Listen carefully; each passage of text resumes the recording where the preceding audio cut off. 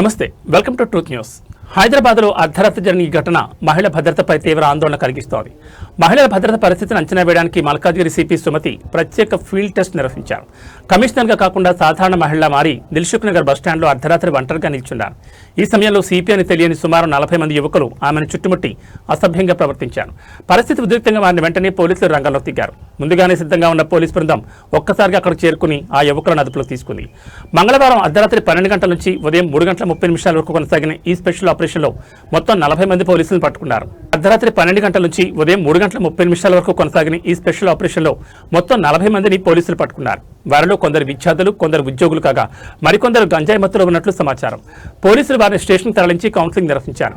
తల్లిదండ్రులను పిలిపించి భవిష్యత్తులో ఇలాంటి చర్యలు చేయకూడదని కఠినంగా హెచ్చరించారు. ఒక ఐపీఎస్ అధికారిని ఇంతగా వేధించే పరిస్థితి ఉంటే అత్యవసర సమయంలో అర్ధరాత్రి బయటకు వెళ్లే సాధారణ మహిళల భద్రత ఎలా ఉంటుందన్న ప్రశ్న ఇప్పుడు ఉత్పన్నమవుతోంది. మహిళల భద్రతపై మరింత కఠిన చర్యలు అవసరమనే అభిప్రాయం వ్యక్తమవుతోంది.